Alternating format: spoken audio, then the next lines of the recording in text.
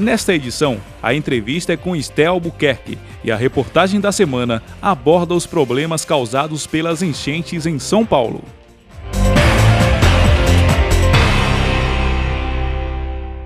Prezadíssimo telespectador, começa agora a entrevista do Jornal do Engenheiro na TV.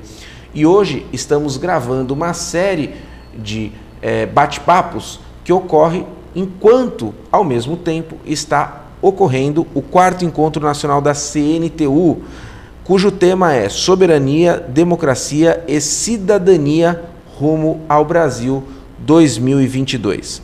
Eu tenho a grata satisfação de receber agora Esther Albuquerque, que é economista, consultora em cidadania e participação para o desenvolvimento econômico e social, participante deste encontro. Esther, é uma alegria recebê-la aqui, viu? Muito obrigada, Fábio.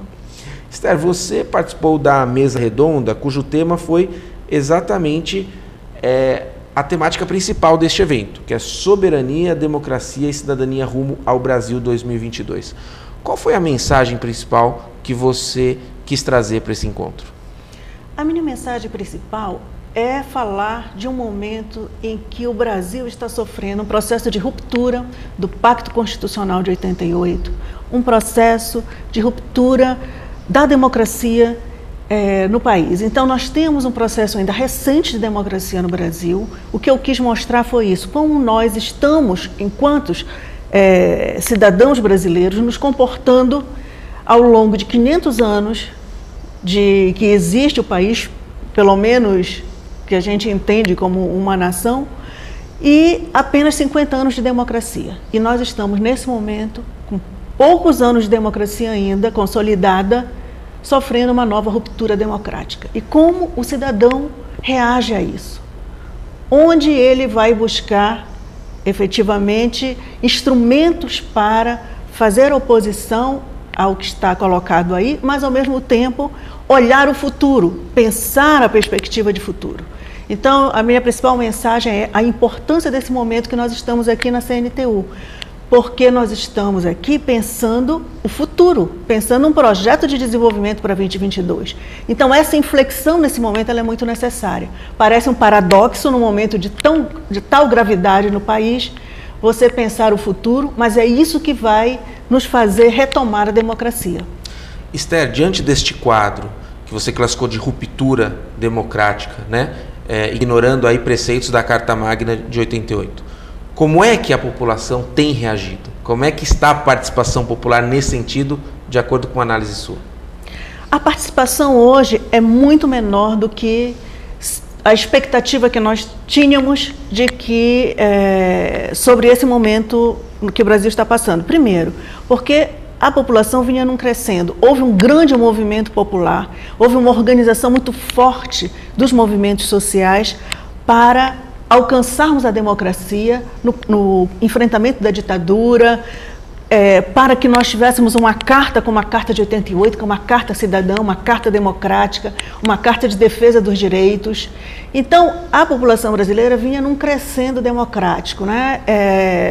Várias eleições, todas com problemas, mas todas respeitando o direito de quem tinha vencido as eleições, e governos democráticos se instalaram no país. No momento que acontece essa ruptura, a população parece que não consegue reagir. Então, eu entendo que, primeiro, a gravidade do momento é muito grande, a população ainda não tem a consciência desse momento. Segundo, como fazer com que essa consciência venha?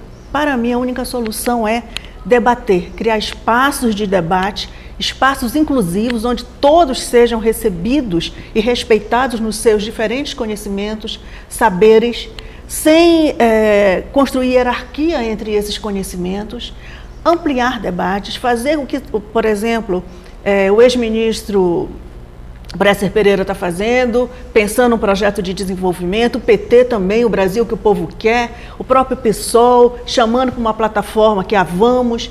Então, a CNTU, pensando o Brasil 2022, eu acho que nós temos que ampliar essas mesas de diálogo, de debates, para que as pessoas voltem a pensar, a ter esperança sobre o futuro. Porque nós somos um país que somos a 10ª economia do mundo, nós estamos entre as 10 maiores do mundo. Então o Brasil não é um país qualquer. Você não pode simplesmente pensar que pode dar um golpe na forma como foi feito aqui no Brasil e que não vai ter reação da população.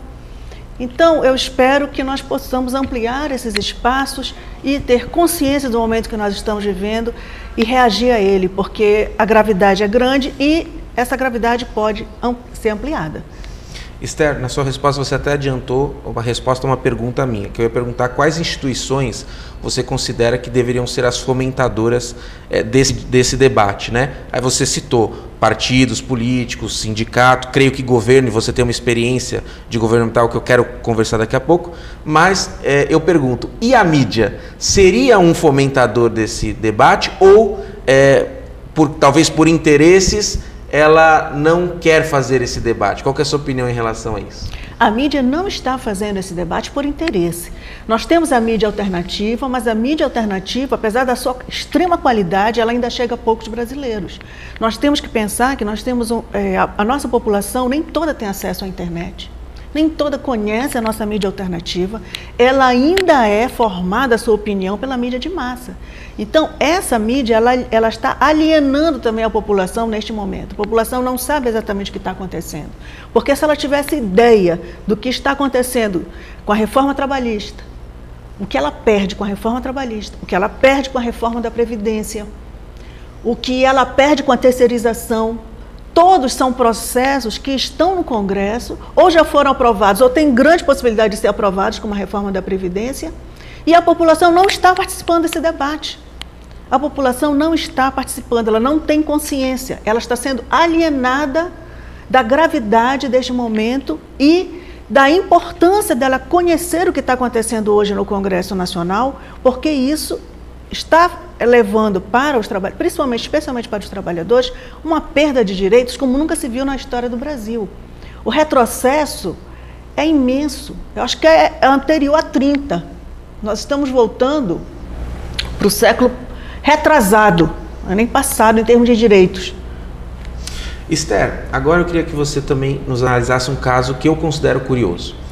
Nós tivemos, a última eleição presidencial, um acirramento forte, uma polarização forte entre os dois principais candidatos. Mas ganhou a Dilma. A presidenta assumiu e, com o tempo, é claro que a popularidade dela foi caindo, né? Várias acusações, a oposição se fortalecendo, mas nem chegou perto da popularidade do atual presidente, que é a mais baixa de toda a história. Só que a Dilma caiu e o atual presidente já em 2 oportunidades não. Aí eu pergunto, foi mesmo o povo que tirou a Dilma? Ou seja, foi a pressão popular que tirou a Dilma? Se um presidente mais impopular fica e a outra bem mais popular em relação a ele não ficou. Eu queria que você analisasse isso para nós, mas no próximo bloco, tudo bem? Pode não. E no próximo bloco também vamos conversar um pouquinho sobre a experiência governamental da Esther, que ocupou cargos importantes nas administrações públicas, justamente estimulando isso, participação social. A gente volta daqui a pouquinho, não saia daí.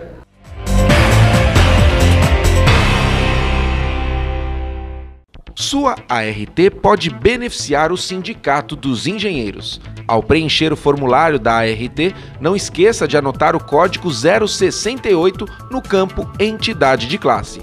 Com isso, você destina 16% do valor para o CESP. Fique atento, o campo não pode estar preenchido previamente. Apoio Cultural, Conselho Regional de Engenharia e Agronomia do Estado de São Paulo.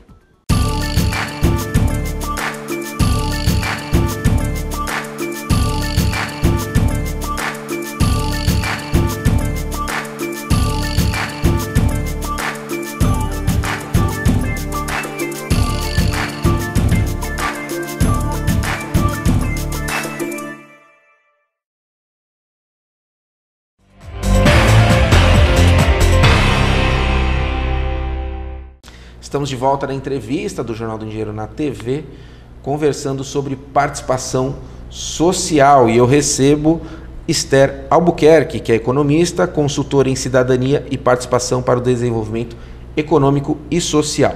Nós gravamos essa entrevista na sede do CESP, Sindicato dos Engenheiros no Estado de São Paulo, enquanto está ocorrendo o 4º Encontro Nacional da CNTU, cujo tema é Soberania, Democracia e Cidadania rumo ao Brasil 2022.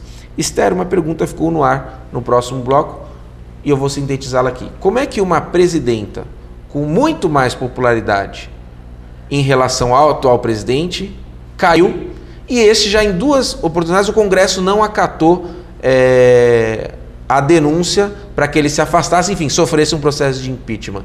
Foi mesmo o povo que tirou a Dilma ou foi o Congresso que a tirou daquela vez e não tirou dessa vez? Como é que funciona essa correlação de forças? Eu não tenho dúvida que foi o Congresso que tirou a presidenta Dilma. Nós estávamos conversando antes de iniciarmos a entrevista, Fábio, e nós estávamos falando exatamente sobre o fato do povo brasileiro não prestar muita atenção em quem está votando para deputado e senador. Não se lembra? Ele não lembra, ele presta muita atenção no executivo. Há uma imagem no Brasil de que o executivo é quase imperial, o que não é verdade. O executivo no Brasil depende muito do Congresso Nacional. Todas as iniciativas do executivo passam pelo Congresso Nacional. Então, o Congresso Nacional ele tem muito poder. É preciso prestar muita atenção em quem você está elegendo, o partido e a pessoa que você está elegendo. Então, nós tivemos um Congresso na última eleição formado por aquilo que tradicionalmente se chama de baixo clero. Um Congresso que pôde ser manipulado, inclusive, por interesses, não só interesses da classe dominante, interesses de quem estava presidindo o Congresso naquele momento, para depor a presidenta Dilma. Não foi o povo que a depôs, isso está claro agora. Não é o povo que depõe ninguém no Brasil. É difícil isso Mas acontecer. foi essa imagem que passou. Exatamente. Né? Foi povo na rua, democracia, pessoas de verde e amarelo, ficou a tônica, foi essa. Não, o povo reclamou, foi à rua, a presidenta caiu. Não foi isso? Não foi isso. Isso foi o que a Globo mostrou, isso foi o que a mídia tradicional mostrou, a mídia de massa.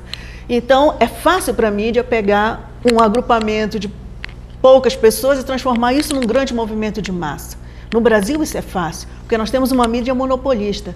Não foi isso que aconteceu, foi o Congresso, efetivamente. A população tem que prestar muita atenção no Congresso. Nós vamos ter eleições de novo em 2018, quer dizer, eu espero, porque nada indica que essas eleições vão acontecer. Você pode sofrer um novo golpe do Congresso. Nós já sofremos um golpe de deposição da presidenta Dilma pelo Congresso. Nós sofremos um golpe de manutenção do atual presidente, o Temer, pelo Congresso, porque para mim foi um golpe o fato de não ter se deixado investigar com denúncias tão fortes quanto o presidente. E nós podemos sofrer um 3º golpe, que é o Congresso instituir um regime parlamentarista no Brasil. Sem o apoio do povo, o povo já derrotou essa ideia várias vezes, mas isso pode acontecer.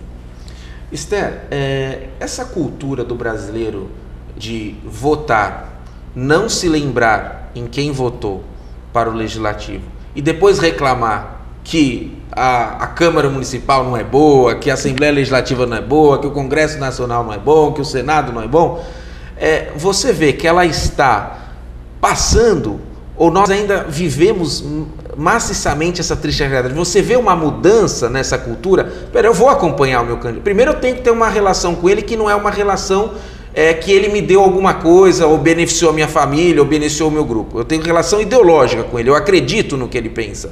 2, eu vou acompanhá-lo, porque ele também pode mudar o que pensa, e talvez o que ele pense amanhã não significa a mesma coisa que eu penso, então eu deixo de apoiá-lo. Isso está mudando na sua perspectiva ou não? Infelizmente, eu acho que ainda falta muito para o brasileiro fazer essa mudança que você está falando. Talvez por isso que eu falei sobre 50 anos de democracia em 500 anos. São mais de 3 séculos de escravidão.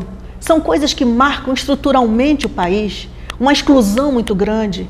Ou seja, ao mesmo tempo que você é a 9ª economia do mundo, você é uma das economias mais desiguais do mundo. Como é que você combina essas coisas? Então, grande parte da população, ela é excluída. A democracia não é só uma questão de você votar, de você até participar. É uma questão também do conteúdo. A população, ela se motiva muito por isso. Se ela tem saúde, educação, bons salários, ela se sente mais motivada a participar. Mas são tantos séculos de exclusão no Brasil que a população foi perdendo um pouco o sentido da democracia. Esther, agora eu queria que você falasse um pouquinho quais foram os cargos governamentais que você ocupou tendo esse objetivo de mobilizar a sociedade, né? E que você elencasse um ou dois casos que são emblemáticos nessa sua trajetória, positivos, ou seja, você viu que o Estado estimulando o cidadão a participar, a se empoderar, né? Ali foi feito algo importante, a democracia avançou. Por favor. Eu acho que uma das experiências mais interessantes que eu tive foi no governo do Edmilson Rodrigues, em Belém, onde eu coordenei o processo de orçamento participativo. É muito interessante ver o orçamento participativo, porque muitas vezes as pessoas pensam que a população, o saldo maior da população é ela decidir sobre recursos. Naquele momento nós tínhamos recursos todos de investimento da prefeitura, eram decididos pela população, mas para mim o que ficou como mais extraordinário nesse processo foi o processo de educação popular que acontece. Porque as pessoas entravam sem saber o que era orçamento público e saíam dando aula sobre orçamento público. Então, acho que uma das formas mais interessantes de educar a população e de trazê-la para esse movimento participativo é você abrir esses espaços de deliberação do governo, porque nesses espaços de deliberação a sociedade cresce, ela se empodera, ela aprende.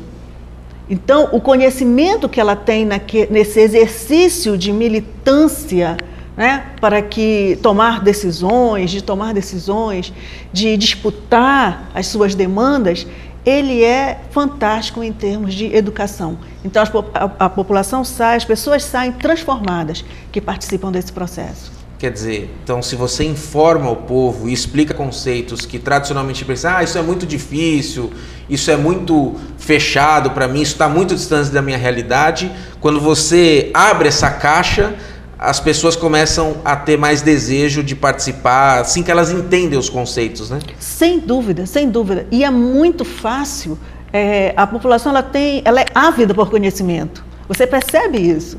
Então, o mínimo esforço que você faz de formação, as pessoas rapidamente elas aprendem. Esther, você também teve uma experiência no governo federal. Eu queria que você destacasse quais são os órgãos que você ocupou e que você também dissesse de uma experiência, porque eu creio que você mobilizar a população de um governo, de um estado, de uma cidade, é de um jeito. Agora, quando você vai tratar disso nacionalmente, deve mudar muita coisa. Queria que você, antes, destacasse quais cargos você ocupou. Então, eu ocupei o cargo de secretária do Conselho de Desenvolvimento Econômico e Social durante o governo Lula, durante 7 anos. E o cargo de secretária de Planejamento e Investimentos Estratégicos do Ministério do Planejamento, durante 3 anos, já no governo Dilma. O governo, o Conselho Econômico e Social reunia vários entes da sociedade, né? Acho que foi um case interessante, né? Foi muito interessante. O Conselho reunia os empresários importantíssimos do Brasil inteiro, os trabalhadores, movimentos sociais, né, e intelectuais em geral.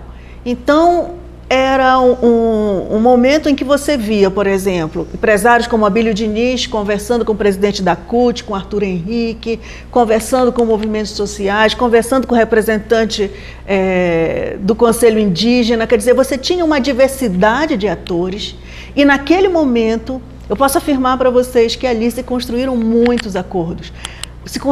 Você não pode, num fórum como esse, pensar que você vai construir consenso, mas você constrói convergência sobre temas fundamentais para o desenvolvimento nacional. E eu considero que, principalmente ao longo do governo do presidente Lula, os grandes indicadores que nós tivemos de desenvolvimento nacional, as taxas de crescimento, o processo de inclusão social, deve muito a esse acordo que esses atores políticos foram capazes de construir, apesar das suas diferenças, apesar das suas divergências. Acho que foi um momento único no Brasil. E o Conselho hoje está parado? Não sei nem se continua funcionando. Uma pena. Bom, eu recebi aqui Esther Albuquerque, que é economista, consultora em cidadania e participação para o desenvolvimento econômico e social. Esther, uma alegria recebê-la aqui, viu? Muito obrigado, Fábio. Foi um prazer também. O nosso também. Bom, este encontro nacional da CNTU, você pode acessá-lo por meio do site da entidade. Lá você vai ter acesso não só às reportagens sobre o evento, mas também à íntegra das palestras. Um forte abraço e até breve!